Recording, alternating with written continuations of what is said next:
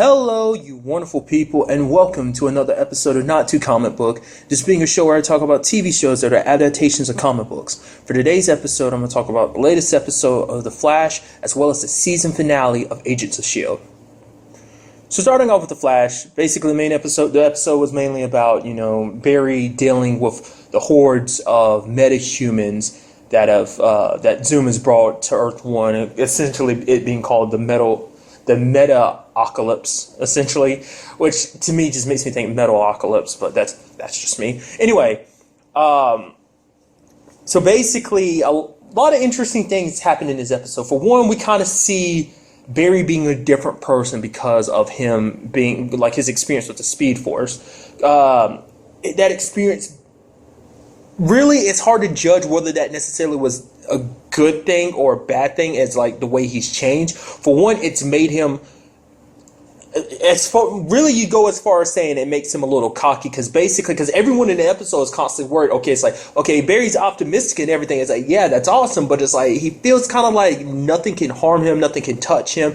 He's basically got the mentality, yeah, like the Speed Force is on our side, the universe is on our side, so there's no way we can lose. Let's go get it, guys. Kind of like that. And it's kind of got everyone a little worried, because it's like I said, he is a tad bit cocky, and it's like, yeah, nothing bad ever happens when a superhero gets cocky, right? But it's just, it's kind of weird. It's like he feels like, the Speed Force shown that it's chosen me and it's on our side. There's no way it's going to back someone like Zoom. But it's like, there was a moment like that, because everyone kind of treaded on needles around him. Like, for example, his dad was essentially trying to talk to him about, like, yeah, you're not invincible, son. Like, stuff can still phase you. And he's just kind of like, why won't you believe me? He's like, don't get me wrong. I believe in you, Barry. That will never change. He's kind of like, the thing is, I wasn't here to, like, I've gotten to know you basically through jail. I wasn't there to see you grow up first time you drive a car. Like, the simple things like a dad would be there to help his son do, I wasn't able to be there for you. But he's like, I'm here now and I'm trying to make up for all that lost time. But I do believe in you, Barry, but you still need to be careful. And then Iris even tells him that too. Like, she, I really like what Iris said. She was basically like, it's okay to be a little afraid. Fear keeps you from doing something stupid. It makes you realize, okay, what risks to take and what risks not to take. And, it seems like that might have gotten through to Barry. I'm not really sure. I mean, but that was just like a very interesting aspect to me, because, like, it never crossed my mind that was going to be something that, essentially Barry drew from that. It's just kind of like, isn't that mentality that the universe is on their side? It's just like, we can't be touched in a sense. Like, you always had that mentality. It's like, it's never been that mentality of, like, that Barry's had. It's like, oh, we're the good guys, so we're definitely going to win. I mean, because the fact of the matter is, they've always been through a lot of crap and they've lost a lot of stuff along the way. So he's never really had that mentality. I guess because he's always felt like they're constantly losing. So he's kind of always been a tad bit pessimistic. So I guess now, like I said, it's a good thing he's being optimistic. Everyone believes it's a good thing.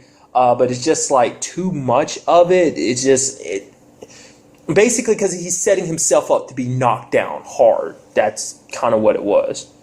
And what happens at the end of the episode, which I will get to eventually. I'll just kind of run through the paces of everything. We also had the return of Laurel Katie Cassidy. That was pretty awesome. But obviously she was playing a different Laurel. She's playing Earth 2 Laurel, which Earth 2 Laurel is pretty badass. Instead of being Black Canary, she's Black Siren. And apparently we end up finding out, like, a lot, like, I guess she's one of his top lieutenants, because he's basically, I do like her kind of cockiness too. She's like if Zoom really, because she's like, I don't know what it is about you, but Zoom actually fears you. But she's like, if Zoom really wanted this done, he should have brought me to begin with. I would have ended it just like that. All those other, like, metahumans of his he sent towards you, just send me, and this would have been done long ago. I did kind of like that. She thinks pretty highly of herself. But it's pretty amazing how much more powerful her screams are than Laurel's. It's like literally everybody but Laurel maxed the hell out of that device. I mean, granted, obviously this is Laurel, but this is like a different Laurel, so because the girl that's running around as a black canary, somehow she was able to boost the sound up on that, and now this Laurel is using it to obviously the most extreme high setting. So that was pretty impressive, and it seems like she can probably handle herself a little bit in the hand-to-hand combat. I don't we didn't really get a look at it, but she was knocking Barry around pretty nice. I mean, she was knocking Barry around pretty easily. I did like the fact is when Wally saved her, because I was not expecting it. I mean, I guess because Barry's kind of a little disoriented because her screams are to the it's on a frequency that would kill a normal human being. But I guess luckily for him being a metahuman, it's in his kind of fast regeneration, I'm guessing that kind of kept his eardrums intact or whatever. But I really like the fact is Wally just out of nowhere, she's in the middle of talking and bam, Wally, I was like, oh, holy crap, that was pretty neat. So Wally kind of felt pretty good because he's actually saving the Flash, so that felt pretty awesome to him. And that was another interesting episode. Part of this episode is finding out why Wally's so dead set on wanting to help out. I mean, obviously he's a little bit like his dad. That's a little bit of his dad inside of him. Because Barry kind of brings it up. It's like he is your son, so he kind of wants to do the right things. Kind of got a sense of justice like you, but because he tried to stop a pocket snatching metahuman by himself.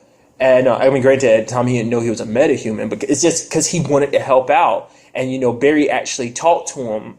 Well, it's a combination of Joe trying to talk to him and Barry trying to talk to him. Joe's concerned because he's like, I don't want you to get caught up in this. Let us handle it. You're my son. I don't want you to die or whatever. It's just he's like, you talk about the fact is that you want to live up to the life that the Flash gave to you. Didn't do that. Just live, man. You don't have to get caught up on this. But Wally said something very surprising. He was like, I have to live up to what the Flash, he did give me a second chance at life, and I have to make up for basically his mistakes, being the son that avoided his dying mother, and then doing all those street races where he took other people's cars. Basically he wants to make up for all the mistakes he's made in his life, and he feels like the best way he can do that is to live up to the life that the Flash gave him, to do something with it, and that's to help people.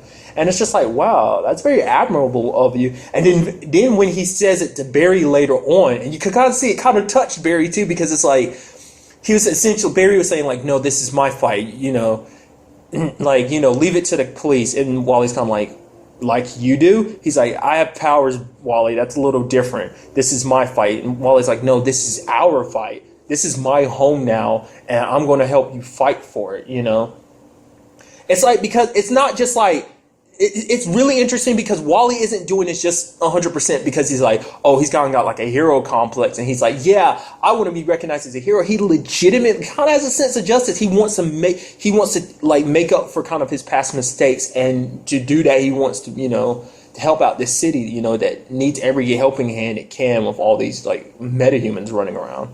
And then also we have kind of a bit of a psychological thing with Caitlin I thought was interesting. But I guess it's one of those regards of a lot of stuff went down with Jay that obviously we didn't see, but he kind of did a number on her. She's literally seeing him everywhere, and it's freaking her out, and she doesn't know if she'll ever be peace of mind, because she brought up a lot of interesting things, because it's she put her trust in Jay. She fell in love with him, and it ended up being all a lie. He ended up being this serial killer. He ended up being Zoom, the enemy they've been fighting this entire time. And then, I mean, on top of all that, plus let's not forget he did kill Killer Frost in front of her. So that doesn't help seeing your doppelganger get killed in front of you. Someone with the same face as you. I'm sure even Cisco on some level still hasn't recovered from that, especially considering that Zoom also killed his brother's doppelganger. That doesn't help. But it's kind of sad because she just feels like she's not herself. She feels like she can't get back who she was because she feels like it was all taken by Zoom. And it's I can understand. I can see where she's coming from in that regard. It's you were basically held captive by a monster that's trying to rationalize what he does, and he's trying to make you love him for it too. He's I'm this way, but you should still love me because of the connection we had when I was pretending to be when I was Jay Garrick. And it's why would that change anything? It's she knows who you are now. You're this monstrous serial killer, so why would she,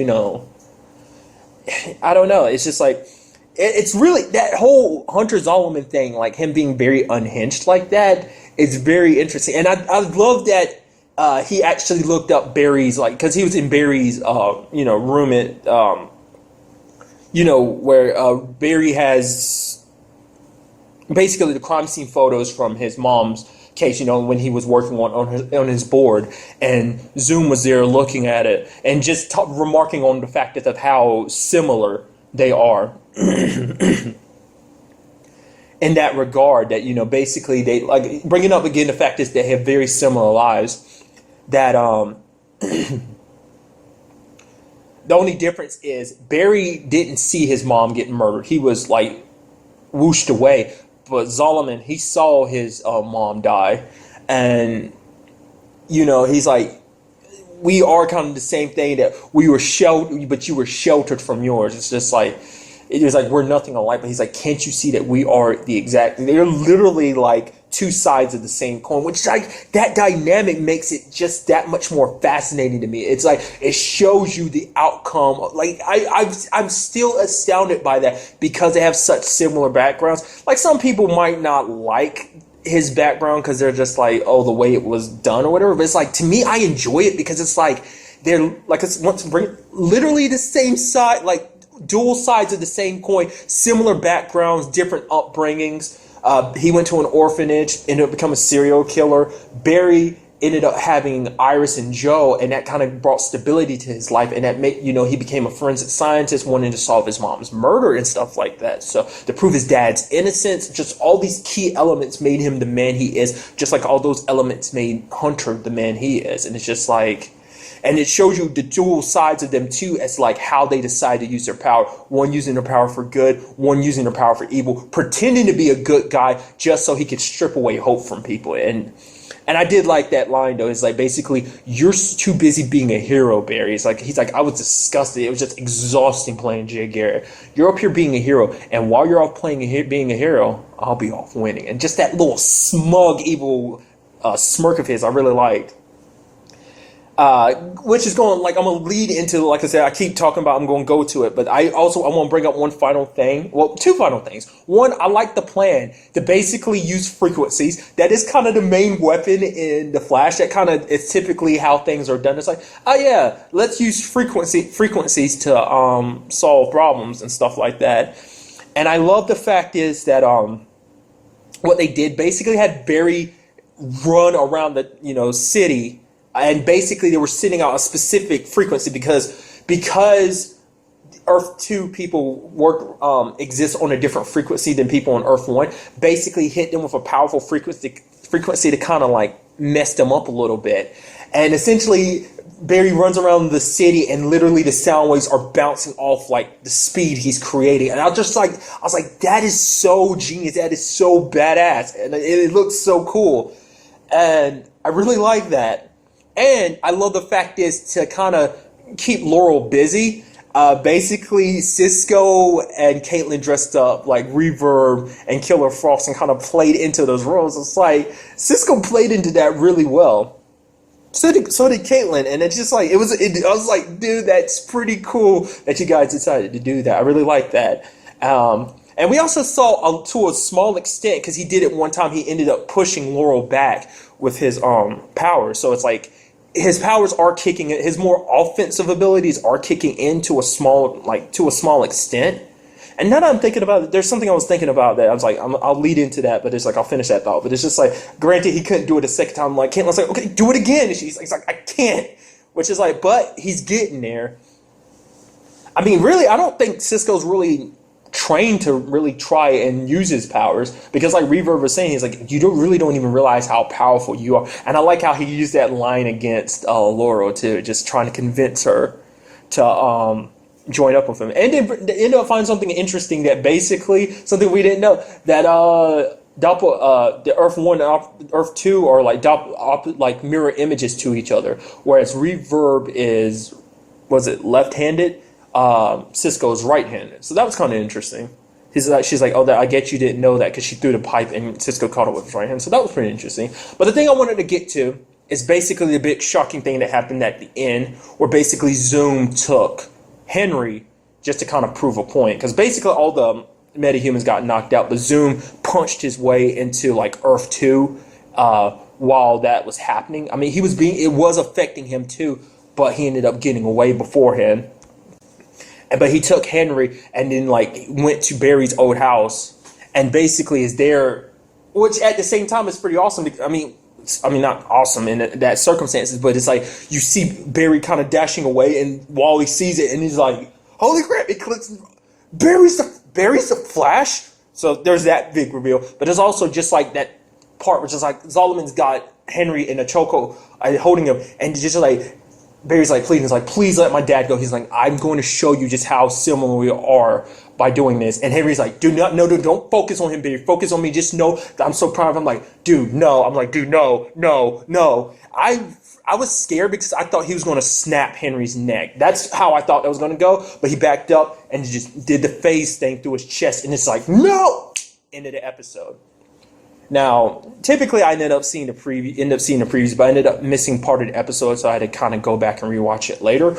But I'm kind of glad. I'm going into the season finale 100% blind. Now, some things I want to point out. I already kind of knew about the big death in the finale because, like I said, I talked about it before. Like, I'm subscribed to the DC Entertainment YouTube channel, and I randomly that ended up popping up in my subscriptions, that particular videos, like, oh, death in the finale. And I kind of brought it out last episode. I was like, oh, this thing that happens, something is going to happen. And it's like, I'm pretty sure Henry's going to be it. Because it's like they're setting him up. They're bringing him back into Barry's life just to take him away, which is shitty. But I was pretty sure that was going to happen. And also the whole Laurel thing, I kind of got that spoiled for me too. That would have been a cool surprise. But it's just because I saw the previews for the episode, but that particular previews I saw at first didn't have it. But then I saw another one, and then I looked at something. I saw some kind of an echoing screech. I was like, huh, that's kind of. It's like, is that? I was like, nah. I was like, must be my imagination. And then I saw another preview that showed her face. I was like, oh my god, Laurel is in this episode. But I was like, that probably would have been cooler if I didn't see that. It cut in a preview. If I just saw it when the episode aired, that probably would have been even more awesome. I liked it, but I probably would have liked it even more if I had not seen that ahead of time. But I was kind of I was like, okay, I wasn't expecting it this episode. I was thinking maybe it was going to happen next episode or something. Then, I mean, who knows? I mean, obviously he got an arm through his chest. There's no coming back from that. But it's like, it's sad that, it's just taking the one other family that Barry, blood family he has left. It's like he lost his mom and there's nothing he can do to bring her back. But now he's losing his dad too. And that's going to break Barry down even more because we've seen what's he's been so positive. He's just the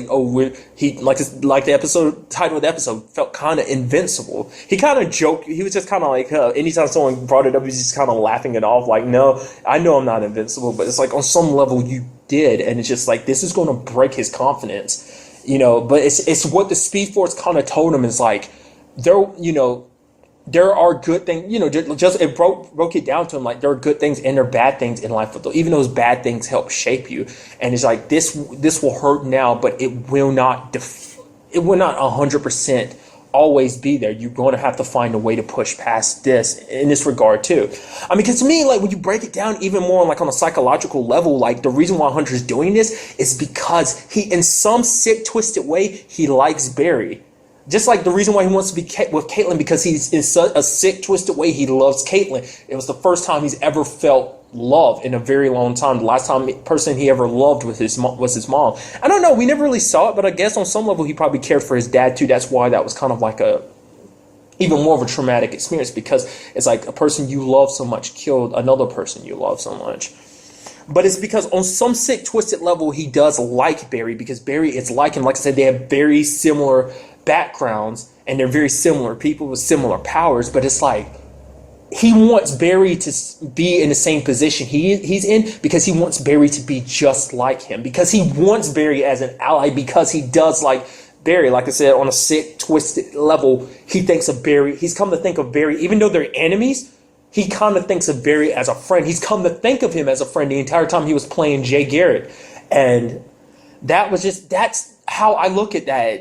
And that it's in a weird way that's fascinating. I feel like that's his motivation for doing what he's doing. It's not just to torture his enemy. It's because he wants Barry to become like him, so that he can convince Barry to kind of join his side. That's how I'm looking at that. But that's how I see that. But we also got to talk about Vibe's vision. It's like basically he was singing dead birds the entire time, and I was like, if those were canaries, I guess I'd get it. I was like, okay, no, it's not canaries, they're just birds. I was like, I don't get it. And then at the very end, Cisco turns around and he's literally seeing Earth 2 splitting apart. Now I can only interpret, like, my theory is basically something's going to go down between Zoom and Flash, and basically it's going to, I don't know, or maybe Zoom himself is going to do something that's literally going to lead to both worlds colliding, both Earth 1 and Earth 2, kind of like dimensions that kind of exist, they're dimensions that exist,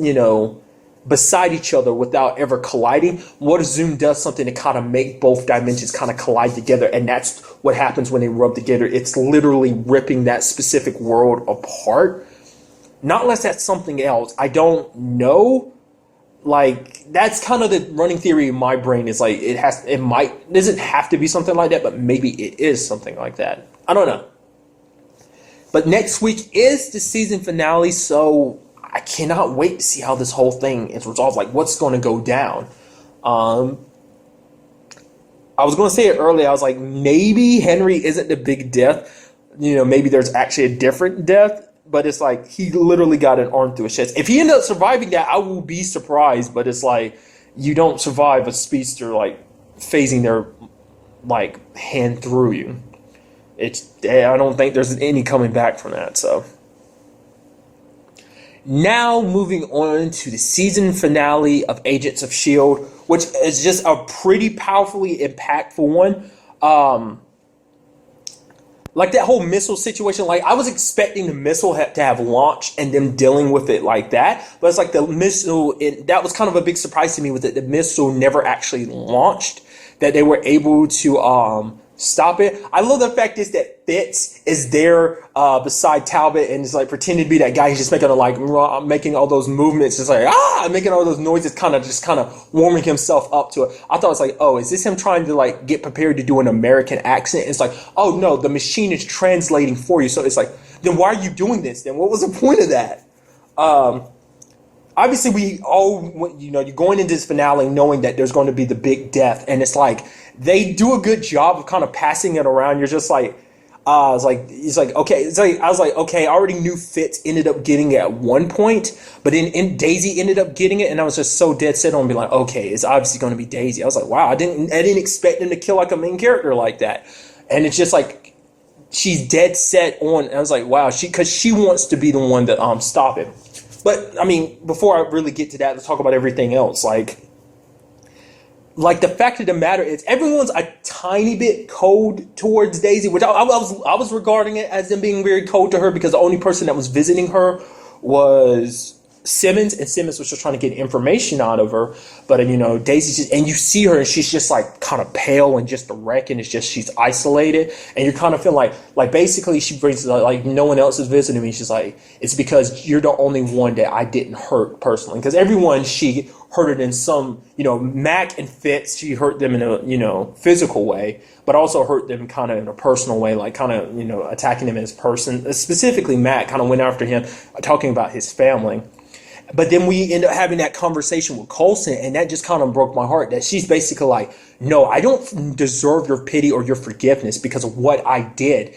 That basically, it wasn't like, because, when it came to Hive, she wasn't 100% under control. She was under his sway, but it's like she was, in some shape or form, she was, obviously in some regards, she was still herself. And she's like, I can't be forgiven what I've done. Which, like, I was like, you didn't do that much bad stuff. But then I guess in regards, it's like, we didn't see her entire time with Hive. So there's no telling all the bad stuff she could have done when she was with him that we didn't get to see.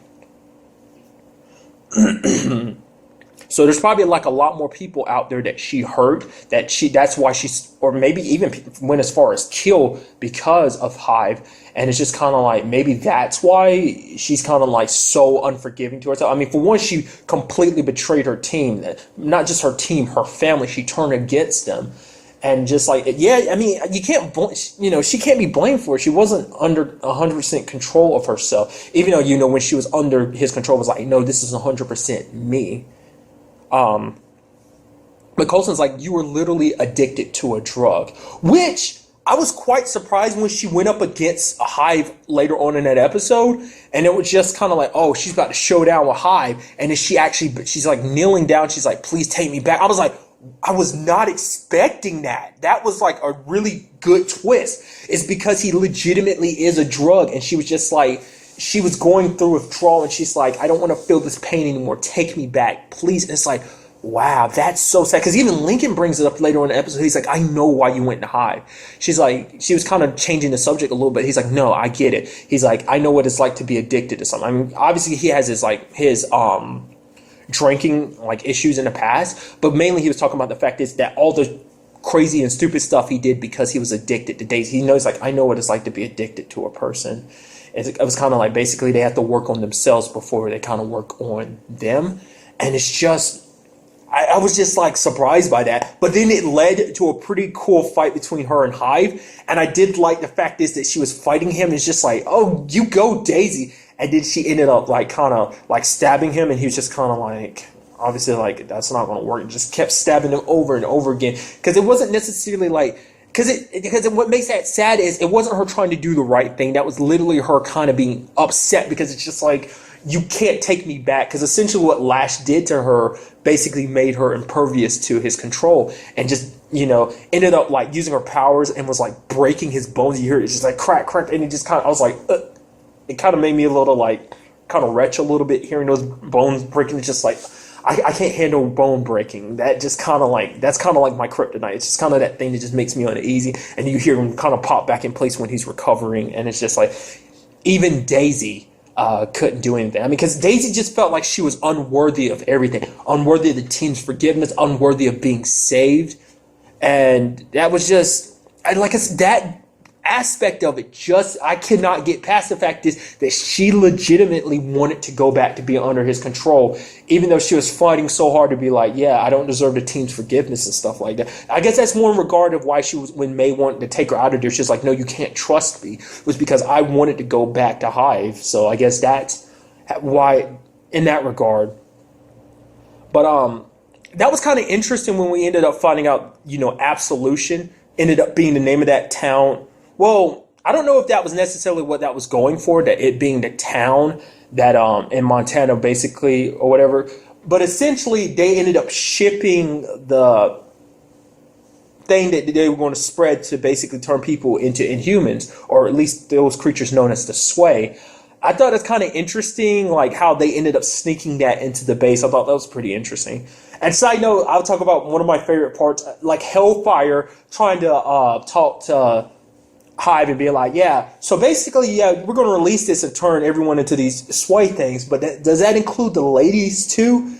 I mean, he's like, I mean, I get it, like, you're doing your thing and everything, but it's like, could maybe, will they actually look like this? He's like, so maybe we could, along the roads kind of tweak the chemical formula a little bit, it's just kind of like, in a way that's something I didn't even think about. It's like, yeah, a lot of people are going to look like that. It includes the ladies. So it's kind of like, as someone like him, it's just kind of like, he's there asking the big questions, like, will the ladies, it's like, maybe we can fix it so the ladies, they become Inhumans, yeah, but it's like, maybe they retain a lot of their looks, and it's just like, wow.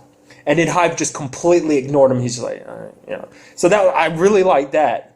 Another aspect I really liked is whenever they did whatever they were doing to Hive. And I really liked what it did because it legitimately fried his brain and he literally couldn't keep the memories and the personalities in check. Because usually he could access them whenever he wants to, but now it was just like all hitting him at once. Ward is coming out, Malik's brother as well as Will, and he's saying all these things. Like, for example, he was saying like the line that that Ward had said before, like, oh, that I'm doing this because I want to give you a chance because I know you'll get out. Basically, what he was, that situation where what he did to Fitz and Simmons was that nearing the end of season 1 when he ended up, everyone found out he's a traitor. Well, I mean, basically when he almost essentially killed them. But I like that, and it's just like he couldn't 100% control it, and he was just like, I'm giving, like, basically, that's what maybe I'm misinterpreting that, but that's what I kind of like. That's what I was thinking. That's what it was. The fact is that he was like, okay, disarm the warhead, and he's like saying, like, I'm going to give you a chance, give you a fighting chance to stop me. You'll find a way. You always do. And you did. Obviously that was him talking about that memory, but maybe one of the reasons why he disarmed the warhead was to actually give them a chance. Maybe, I don't know, like I said, maybe I'm overthinking that. I was under the impression, I was thinking like out of anybody's personality and memories, the one that kept surfacing to the top more so than anyone else was Ward's. So I was like, oh, maybe Ward is actually going to like kind of take over. And back when he was like, Daisy was kind of submitting to him, was like, please try and turn me. He's like, what's your name again? He's like, it's something pretty. It's like, not like the sky, it's like a flower. And I thought that was kind of nice. It's just kind of, because his memories were so jumbled, he couldn't remember. There was, that part of his memory remembering her. It was his memory as Ward remembering her as sky, but he's like, no, that's not right. But it's like, and then remembering like, no, it was like a flower. So remembering it as Daisy, I thought that's kind of nice. But like I said, the series did a very good job of like fixing it back and forth of being like, oh, who's going to die? Who's going to live? And, it's kind of interesting that we ended up getting like, Daisy being in that position where it's like, okay, Daisy's going to sacrifice herself because she basically had to make up for what she'd done. She was like, I can't be forgiven for what I've done. She can't live with what she's done. And because I was wondering about it, I was like, Lincoln is literally the only one she ever told about that vision. She never told anyone else because she's basically like, she knows how this is going to end and everyone's kind of giving her a lot like, what are you talking about? I was like, no one... Like the entire time she was locked up, she never let that slip that she knew about the future. But she was dead set on making sure it was going to be her. But the very end twist being it was Lincoln. And it was just like, wow, like to me, I kind of figured it was going to be Lincoln. Because, I mean, I honestly couldn't tell who it was going to be. I was like, it was Fitz at first because I was like, okay, he's got the chain, obviously. He's got the necklace. But it's like, oh, my God. Like, because I've heard someone throw out Fitz's name as a theory because they're like, yeah, in the Joss Whedon universe, apparently, couples don't never get to, people in the Joss Whedon universe it's never get to be happy. It's kind of a joke. I mean, not really a joke because it's just like based on a lot of the stuff he does, like no one's ever happy. I mean, let's look at Coulson's situation, him and Rosalind, that whole situation. Coulson couldn't be happy, so. But I was so sure I was like, it's going to be Fitz just because it's like, we're going to screw that over because him and Simmons decided that they're going to go on vacation. And I did love the fact that he was like, yeah, he's like, this is so unlike you. You're not very romantic. And she's like, am I really not romantic? Because he's like, typically I'm the more like romantic one in the equation. It was just kind of like, she was so hurt by it too. She's like, do you really think I'm not romantic? So I was like, then we're going to do that. It's like, they finally got together. They're so cute and adorable and they're so good together and you're going to ruin this. No. And it's like, nope, it's Lincoln and I like what he did because basically he snuck aboard and he's wounded and everything. And Daisy's kind of like, wait, what? And then he uses his power and he zaps her off. That Quinjet or whatever, and it's just like, dude, that was so badass. Like, and he ended up taking the necklace from her, and she's like, but I'm the one that has the necklace. And then he's like, sorry, I took it from you. And in a way, this is once again one of those things that I'm kind of interpreting my own way. That not only did he take the necklace from her, he took that destiny, that fate she was so sure it was hers to take, but it was his. Because basically, he was telling her before, like, you have to live so that you can make, you have to live with what you've done. You can't just, like, kill yourself. And it's just like, to kind of escape from the pain of what's happened. And it's just like, dude, like I won't lie to you. I was tearing up.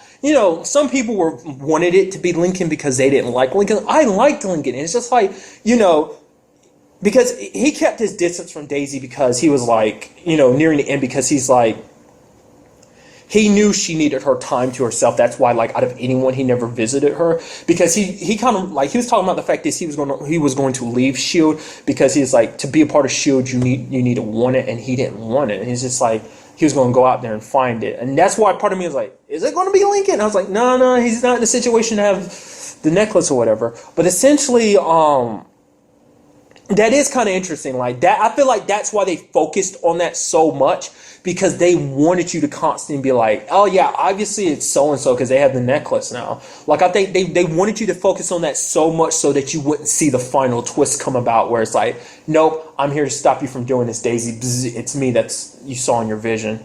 And it was like, I won't lie to you, but I was tearing up a little bit. I was like, that conversation between her and Lincoln, and she's like breaking down. She's like, no, it's supposed to be me. Come back. It was like talking to Coulson, talking to everyone. Please bring him back. And it's just like, dude, it's like, that was breaking my heart, dude. I was like, stop it with the feels. I know, I'm pretty sure people are tired of hearing that term, like the feels, but still, it hurts. It hurts so much. I was just like, oh, Lincoln, you awesome bastard, you. It's just like, because I'm pretty sure Lincoln's not actually a comic book character. I'm pretty sure I'm like 100% sure he's like an Agents of S.H.I.E.L.D. original character. So, I mean, that doesn't necessarily mean anything. But just in that regard, it's just like, and side note, we kept seeing like during the previews, like, oh, fallen agent. It kept showing Joey's face. Where the hell has Joey been in this entire situation? Last time we saw Joey was in the episode where Daisy ended up finding, oh, she's being controlled by Hive. It's like, literally last time we seen Joey, we didn't see him the entire rest of that arc. So it's like, where the hell has he been? Why'd you even include his picture? Because you're making it seem like it might have been him or Yo. I mean, at least Yo-Yo was there. I did like the fact that she took a bullet from Mac. I was scared because someone, like, one of those things that got a gun and fired all those bullets. I was like, oh, Mac. I was like, oh, you're in touch. I was like, Yo-Yo. I was like, please don't turn around. She's full of bullets. Granted, she caught some slugs, but I don't think it was too bad. Like, it looks like maybe she caught maybe one or two, but it's like, oh, thank God it wasn't like multiple ones. But in that regard, I just, that whole scene was just so touching to me. Just like, saying, he was like, that was actually the first time back then I actually said it to you. He was like, the first time I told you that I loved you. And it cut out. I was like, let him finish it. Don't. It's like, Daisy. She's like, Lincoln is just like, communications were cut off. And he was just kind of like, and I kind of like that interesting conversation between him and Hive. Just basically like them floating there. He's like, Hive's talking about, this is the first time, like, it's going to be him experiencing something he hasn't experienced ever in his entire lifetime. Death for the first time. And just like, he kind of talks about how the fact is he just wanted to make the world a better place. He's just like, he's like, the fact is you're up here sacrificing yourself for them. And then Lincoln's like, yeah, they're only human. Like, they're going to make their mistakes. That they're only human. So I thought that was kind of interesting. It's not like Hive did anything. He's like, if you can try and sway me if you want to, but like, there's no point. There's no going back from here. And Hive just kind of accepted his fate too. Which, very interestingly enough, we finally got to see Hive from the front this time, because we saw him last time from the back, but this time we got to see his face. Like I said, I already seen like what he looks like in the comic books, but that was kind of interesting finally seeing that. And I did like that him and Coulson kind of like coming face to face, because, and there's something Coulson said. He was just like, because Daisy's like, Lincoln's paying for my mistake, and Coulson's like, he's not. He's paying for all of our mistakes because he led that evil into this world, and so Lincoln's making the ultimate sacrifice for humanity as well, making up for the mistake that S.H.I.E.L.D. made in general. And I thought, but going back to, I like the conversation. It was like we finally got that kind of like Ward v. Coulson, because literally the entire time we've never seen them actually have an interaction. And it's just like, he's like, I essentially brought you here. I really like that in that regard. And that was really amazing. I mean, to me, in that sense, that we finally got that showdown, that face-off between him, and he was talking about the fact is that he's going to control Coulson to, kind of get control of the S.H.I.E.L.D. agents, and they're just like, yeah, okay. He's like, yeah, because I really talk like that, and he ended up touching him, and it ended up being a hologram. He's like, yeah, he's like, I just kind of want, it's like, kind of use this against you. Also, I always want to do this. Please, Obi-Wan Kenobi, you're my only hope. And just, I was like, you freaking nerd. It's like freaking plugging in that little Disney aspect, Marvel and Disney being owned. I mean, Marvel and Star Wars being owned. Maybe that's because I'm pretty sure they've made, Star Wars references before.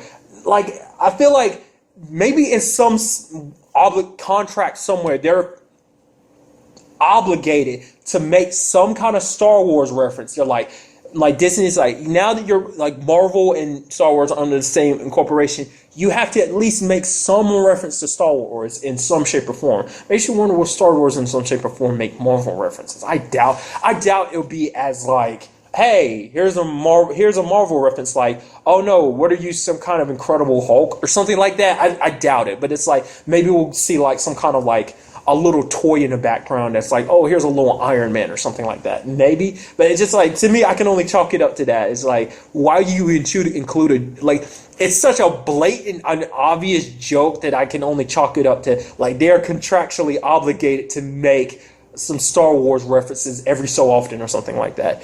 But the very end of it, we have like a 6-month skip, and it seems like Daisy is like a criminal or something because the way, oh, there's all these quakes. Banks have been reduced to rubble, and we see because I was looking at that woman and the little girl. I was like, why did that lady look so familiar? It's like the guy from the Space Time episode, the one that showed Daisy the vision. This was his wife and daughter, and basically she gave her the little bird that he had carved up, and she's like, I'm just making a promise. And basically we see Daisy kind of using her powers in a way she's never done it before. I was like, the way she was doing it, I was like, is she about to do a Superman? Is she about to like shoot off into there? It's like, no, she just like kind of used it as a way to like propel herself on top of the building and got away. I was like, oh, very interesting use of her power, but it seems like she's being hunted. Coulson even makes a reference talking about, yeah, we'll have to talk to the director. So he's not the director of S.H.I.E.L.D. anymore. And it's like, what the hell went down in that 6 months of just time skip? And it's like, where's the next season going to pick up? Are we going to pick up like after this like 6 months and we're going to get filled in? Or are we just going to like go like what happened? What went down? I can't wait for next season to find out. And obviously, you hear at the end of it, it's like, oh, Agents of S.H.I.E.L.D. will essentially saying Agents of S.H.I.E.L.D. has been renewed for another season, obviously. But still, it's like, what does that mean? And then at the very end, we've got that scientist, John Hannah. Because I figure, like, in some shape or form, he's going to be associated with S.H.I.E.L.D. now. He ended up running away with, like, he asked, like, May to get him out of there. Making all the excuses like, oh, I was held hostage. That's the reason why I was helping out Hive and everything with the sway. And, I was like, I had a feeling, I was like, they were setting that character up too much for, like, them just to kill him off like that. It's like, nah, we're keeping him around. It does make you wonder what happened to Hellfire. I doubt they killed Hellfire. I doubt, because, like, last time we saw him, Lincoln had zapped him. I don't know whether Lincoln killed him or whether, they imprisoned him afterwards or whatever the case may have been. But,